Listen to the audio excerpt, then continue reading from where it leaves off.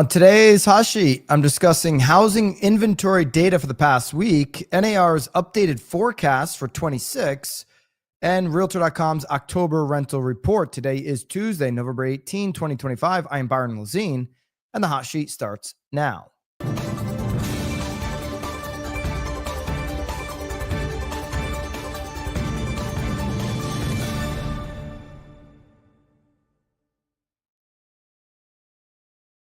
Live from Naples, Florida, welcome into those of you who joined me on the BAMX Role Play Mastermind. We do that every single Tuesday before the hot sheet. You can jump in and try that out. Go to school.com/BAMX. We do that every Tuesday, although we won't be doing it next Tuesday with the holiday week, but basically every single Tuesday before the hot sheet. You can find that BAMX members. You can find that when we have those, and the link, members only link, right on the calendar. In December, we'll be doing role play, live role play masterminds on the 2nd, the 9th, the 16th, as well as the 30th, only taking the week of the 23rd off of role play mastermind. Staying sharp. The conversations today, right now, that are relevant in this market, in this season, that help you convert and close at a higher level. Go to school.com/BAMX. Jump into those role play masterminds with us. And I see a bunch of you guys that were there earlier. Okay. Flory thought he was muted during the role play too, by the way. And I don't know what he was talking about. If you were on, he was having an interesting conversation with somebody. All right, let's get into this week's update here. We've got inventory data from Altos Research and the market tracker that Logan Montashami puts together for us each and every single week. We have that release finally. We usually cover this on Mondays, a little bit behind, but let's take a look at where we're at. Inventory here for the past week on single family active homes, active on the market. It's a number that we track each and every single week. It's down 3,000. We are truly in our seasonal decline that we expect to have this time of year. Slides are available for you inside of BAMX. Just go to the hot sheet classroom to grab all these slides and use them. But we are on this seasonal decline as expected that we see every single year, but it's only 3,000 this week. So, kind of still hanging around, around this current level. We've dropped off the last couple of weeks and we are on the seasonal decline, but it's not as sharp as kind of a more normal year like 2019. So some sellers hanging in there. Obviously, Thanksgiving's late this year, so that can have a little bit of an impact there. And we might see a sharper drop off when we get to next week's data, which will be the following week, of course. But kind of hanging a little bit tougher. And there's a possibility here. There's a possibility that if some of this inventory kind of hangs in, we might actually cross and go above 2019's level at the end of the year, which would be very interesting, if that were the case. And if we could start anywhere in the beginning of the year of 26, close to where we started in 2020, get back to pre-COVID 2020. 2020 was going to be a seller's market for the most part. But if we can get back to that level, that would be kind of a huge win as inventory. It's up 16.28% year over year. That gap year over year has been as high as 33% when we're in the heart of the spring market. That gap has closed now as inventory has rolled off and we haven't gotten kind of that new listing surge that we've been hoping for. New listings here have moved up though. We had a week over week increase on new listings, which probably helped that gap on active inventory, and it's a greater number than last year, and so we expect to see this sharp drop, certainly on the Thanksgiving week, so that's coming.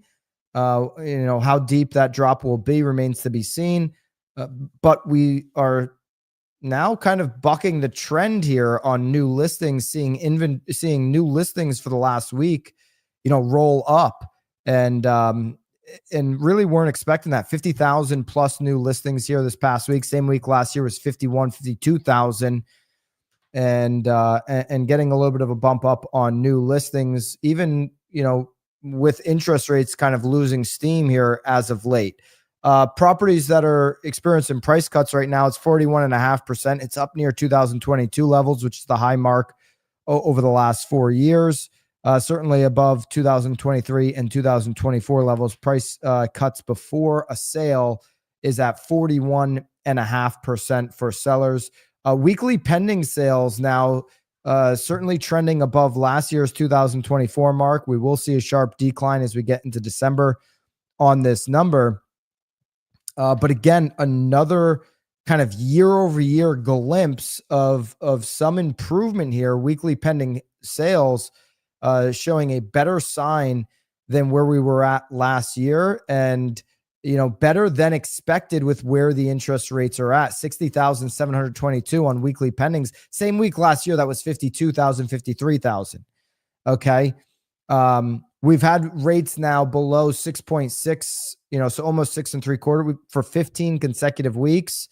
And last year's mortgage rates at this time were rising towards 7% and higher.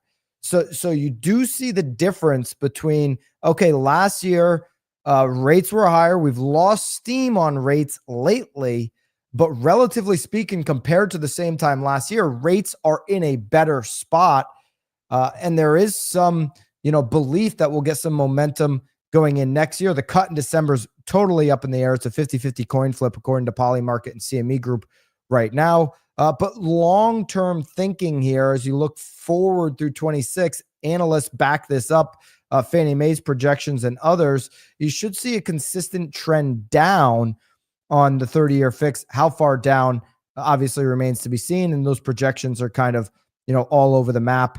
Here in a couple of weeks, we're going to get Realtor.com's projections. We'll have Danielle Hale on Knowledge Brokers podcast at some point in December to break those projections down for us. And so there you go. Demand held strong on these pending home sales despite Veterans Day holiday, which we had last week, which can typically soften weekly data when you have a holiday, mixed in there, but didn't happen. So a couple of, I'm not going to get ahead of myself here, but a couple of positive signs going into what, typically is the down season, the decline season seasonally in the winter and the holidays. But a couple of positive signs that we could maybe pick up a fast spring market in 2026 if we're seeing numbers like this right now. Okay. All right. We got jobs coming up this week, so we'll see what happens there and how that might impact that Polymarket number and CME Group number on the rates, because we're looking for this long term. Again, Polymarket and CME Group, the percent of change of no change now is up over 50%, 51% on Polymarket, and CME Group's same. It's 51% that there will be no change in this December meeting. I'll be looking forward to the jobs numbers that we're finally getting now post shutdown being over, that we're going to be seeing here this week and see how that might change things. Okay. Realtor.com obviously had their, not Realtor.com, my apologies to Realtor.com. NAR, National Association of Realtor, had their big meeting, next in Houston here this past week. And with that, they had a bunch of releases. One of the releases, the 3-year plan and the MLS announcement, I'll be talking about later today on the Real Word podcast as we cover industry information there.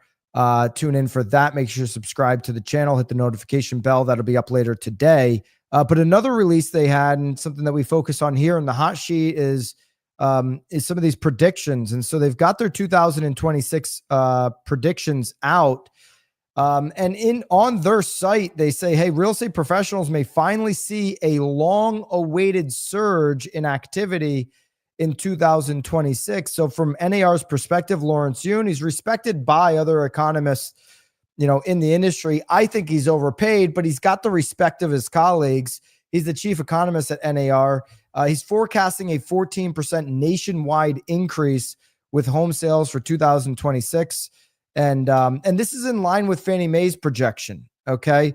Now they're not at 14% increase on home sales. They're at about 10% on existing home sale increase for 2026.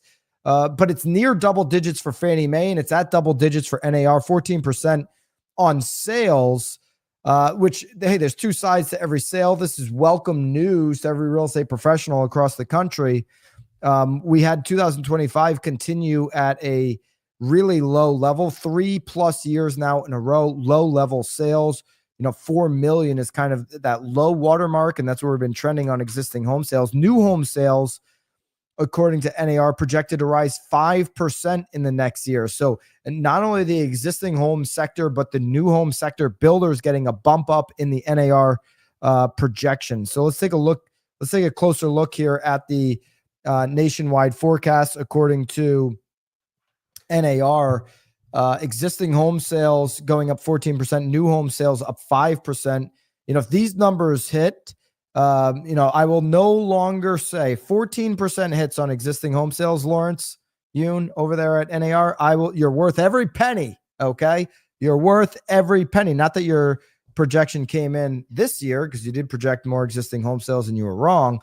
But if this number comes in, I will say, listen, maybe even give this guy a raise. 14% would be a huge welcome sign to the market. It really opened up a lot of, local industry as well. Hyper local businesses are impacted by this number. This would be a huge number for the markets, all markets across the country if this number hits. Okay. Median home prices, according to NAR, moving up 4% is the projection. Okay.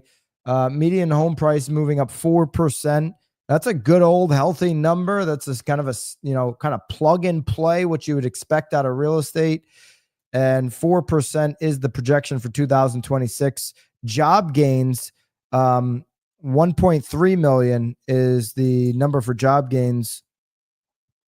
I don't know why they wrote not 2 million under 1.3 million. There's never been a time in my life, NAR, where I've thought 1.3 million was the same as 2 million. So 400,000 on job gains this year. Next year, they're expecting, more than a triple up on that number to 1.3 million. Despite that, they have unemployment rate for 2026 trending up to 4.4%. There's belief right now. We're waiting for some of this government data, by the way. That unemployment right now is at 4.5%, maybe a tick higher, 4.5% right now. If that's the case, if we're ending the year at 4.5%, we'll see when we get this, fresh data. Now that the shutdown is over, we'll see if it is at 4.5. That means from this point forward, NAR would projecting unemployment to trend down through 2026, and the job gains tripling up from this year. 1.3 million, by the way, is not the same as 2 million. If you were wondering, those are two different numbers according to NAR. Thank you very much, Lawrence and the team. I appreciate that very much. Okay. Anything else to note here in their projection? We've got the slides available for you. The one relevant slide is available for you inside of school. Of course, you can get all of the slides and updates and show notes from every single Hot Sheet show note inside the Hot Sheet classroom, all available there for you. Go to school.com/BAMX. Okay. Something that is, do I want to cover this? No. Okay. All right. Realtor.com. This is something that we've been watching now and has been painting the picture of where inflation truly is for the last 27 months. It's a picture that's just starting to catch up with CPI and inflation. And even, last meeting, we finally had Jerome Powell, acknowledge it. Oh, we're going to start seeing better numbers on housing and shelter. Why does he know the better numbers are starting to come in on these CPI reports? Because he's known for 2 years, if he's looking at real-time data, we don't have an inflation problem as it relates to shelter. Rentals are actually down 27 straight months across the country. But why does he know that now finally it's going to start showing up in these inflation reports? It's because the shelter data in CPI is 2 years lagging. It's 2 years behind. So we're in 27 months of rents moving down across this country. So finally he can acknowledge, oh, shelter is going to start showing more positive numbers. That's going to impact overall inflation significantly. There's over a 35% weighted on shelter. You start seeing better numbers here. That overall inflation number that people like to get hyperbolic about is going to start showing an improvement here over the next 12 months. And shelter is going to have a big part of that. Realtor.com reporting again 27 straight months of rent prices to the negative here. Okay. Not just a deceleration, but to the negative, according to Realtor.com's real-time data, real-time analysis. All unit sizes saw rent declines. Okay, so not just big units or small units, all units saw rent declines. Studio, 1 bedroom and 2 bedroom, all trending around a 2% decrease on rent prices. I was just driving, I'm in Southwest Florida. I'm in Naples. And this is one of the higher inventory markets in the country. And I'm driving this weekend over to, I think I was driving over to the club, and I was going past one of these, newer rental, apartment complexes, one of the new beautiful new multifamily complexes. And there's somebody out there with like the sign. They're like flipping the sign around instead of just putting like an open house sign out. Nope. They got the person kind of doing circus tricks out there with the sign, spinning it so that your attention is drawn to it. Like, what is this person doing? What is the sign, the arrow that he's flipping around? What was the sign? What did it say on the sign? Hey, first month's free. Okay. Enticing incentives to try to get somebody into that. Why would you give a month free? Why would you incentivize, renters? Well, because there's more supply than there is demand. When there's more supply than there is demand, this is what you see happen. You see rent prices move down. Wake up, Jerome. Inflation is moving down. Shelter makes up 35% of the equation. Now, it's just simply cheaper to rent than buy right now. And these numbers prove that out. Here are the overall national rents by unit size as of this October report here per Realtor.com.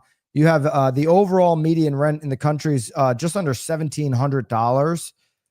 Year over year, that's down 1.7%, 27 consecutive months of a decline. Total decline from the peak is 3.6% down. So a 6-year rent change is 16.9%.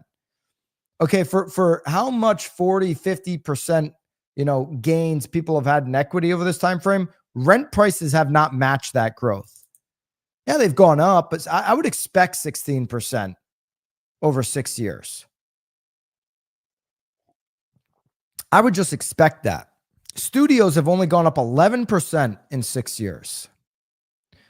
They've declined 5% from the peak. Studios right now are at a $1,400 median rent. Year over year, down 2.1%. 1 bedrooms are at $1,572 on the median, 1.9% down year over year. 1 bedrooms are down 29 consecutive months, as are 2 bedrooms. From the peak, 1 bedrooms are down the most, 5.3%, up under 15% over the 6 years. All right, 2 bedrooms have gotten more expensive. They're up 19% over 6 years. They're down 4.1% from the peak, down 1.7% year over year. It's under $1,900 on the median rent, though, for a 2-bedroom, $1,877. So here's a quarter three. This October report, they've got the entirety of quarter three data in it.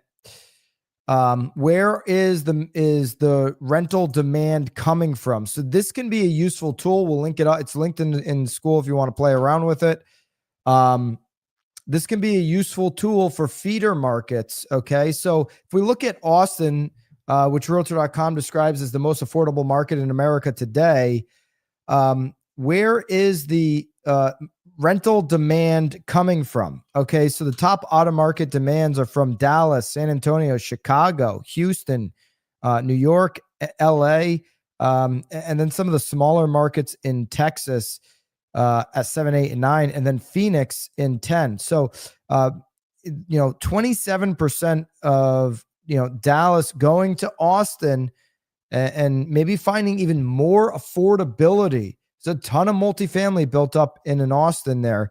And they've got the major markets here in this report. So, you could probably find a market close to yours or, near yours or your market in this report and find out, hey, where are the feeder markets coming from? Where are they leaving to, come and rent here? If we just do the inverse of this one and look at Dallas, I'll be interested to see, what's coming into Dallas. Oh, that didn't take. Why didn't that take for me here? Let's take a look here, see if we can get Dallas. Take. It might be because I'm doing the video screen share here. Sometimes they don't like that. Okay. Oh, there it is. Dallas. Okay. So Dallas does not have Austin on the list. Dallas, for example, you're seeing Chicago at 17+% top outer market demands. And Houston, New York, Austin is in the top 5. Sorry, number 4. LA, but Austin only making up 3.3%, where Dallas was making up 27% of the Austin market. Okay. Here's a little bit another way to look at some of this rental breakdown here. Markets that are dominated by in-market renters. Okay, so New York is dominated by people moving and staying in New York. 75% views are from local residents, as is Chicago, LA, Dallas, and Miami. So when we were looking at Dallas, that was just kind of what those out-of-market numbers were. But for the most part, Dallas, number 4 on the list here for in-market views. Okay, and then here are the markets that are most dominated by out-of-market views. You got Raleigh, North Carolina, Hartford, Richmond, Providence, and Nashville are getting the most out-of-market views, saying, hey, I want to get into that market, find a rental, and kind of be done with it. Okay. There you go. There's your rental report for up to this minute from Realtor.com. Big news is 27 straight months of rent declines. Shelter on inflation is improving, and hopefully that'll impact the December decision, as the Fed is right now at a coin flip of what to do next. They have no idea how to make sense of what they should do in December. Some job data will certainly impact that. To start the day here on the 10-year, we're trending near the 30-day high, but we are now below 4.1, so it's come down from yesterday on the 10-year Treasury. And there you go, 4.094 on the 10-year. Yesterday's 30-year fix was unchanged from the end of the week last week, remaining at a 6.38. 10-year moving down here today might get a little bit of help on that number. Again, Polymarket and CME Group have a 50-50 coin flip on what the Fed will do next. Okay. All right. Couple things coming up here. And I'm just in the calendar here on BAMX. Free for everybody tomorrow. You Get Rich Plan, the one-page business plan for the best year ever. Myself, Sharon Srivatsa, BAM board member, going live tomorrow at 3 p.m. Eastern, 12 Pacific time for a business plan session with anyone who wants to jump in. Use the link right. We'll throw it into the chat here for you. That's a free live webinar for anybody. And then tomorrow at 4:30, after that, members only, live with Chris Benjamin, office hours with Benjamin tomorrow at 4:30 Eastern. So a little bit of a double dip tomorrow. Looking into the future on December for BAMX members, we've got 4 live role play masterminds. The only week we're missing is December the 23rd with the holiday week. But December the 2nd, the 9th, the 16th, and the 30th, live role play masterminds with myself, Tom Toole, and Lisa Chinati. 4 sessions next week, as well as live content audits already on the schedule for December. school.com/BAMX. You can try BAMX for free for the next 7 days, and get access to what we have going on there in December if you stay in the membership, obviously. School.com/BAMX. All right. See you guys later on. New Real Word podcast going up later today. I'll be covering some of this new NAR information out of their conference in their big annual in Houston. Tomorrow we'll be back on the hot sheet, and tomorrow we've got the business planning session as well. So full BAM agenda ahead. It's a pleasure to be with you. It's a pleasure to be with you on the hot sheets each and every single morning that the markets are open Monday through Thursday. I will see you next time. Until then, toodaloo.